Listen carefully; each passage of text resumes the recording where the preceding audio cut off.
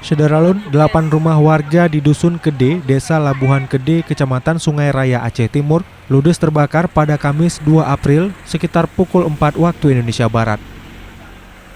Selain 8 rumah warga ludes terbakar, 2 rumah lainnya yang terbakar bagian samping milik Mahdi dan Ainul Mardiah.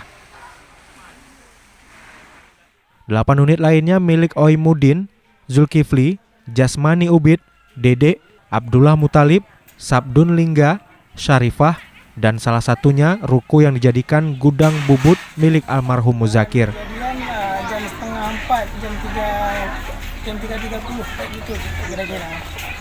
Sumber api atau penyebab? Sumber api diduga dari gudang penyimpanan pelaminan yang tidak dihuni kan? Tidak dihuni. Ada korban jiwa atau luka? Tidak ada ya?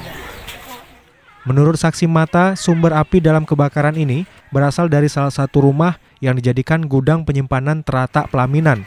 Namun sumber pastinya masih dalam penyelidikan. Tak ada korban jiwa maupun luka dalam kejadian ini, warga fokus menyelamatkan diri dan keluarga. Untuk sementara ini korban kebakaran menumpang tinggal di rumah tetangga. Bupati Aceh Timur Hasbalah didampingi Kepala Dinas Sosial Elviandi telah meninjau lokasi korban kebakaran dan menyerahkan bantuan.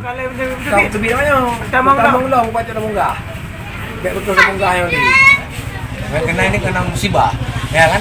Nggak ada orang yang mau musibah, ya kan? Atas nama bantuan apa yang dikasih ya? Ya, Pak. Namanya kita mempunyai anak, mempunyai tanggung jawab. Yang utama kita butuhkan adalah rumah. Kan itu dulu tempat kita tinggal kita, ya kan? Untuk sementara tinggal di mana nih, Bang? Kalau bisa ya di numpang di tetangga dulu. Jalan lain nggak ada cara. Saya bilang mau balik ke rumah mertua nggak ada orang meninggal. Dari Idi Raya, Seni Henry, Serambi On TV.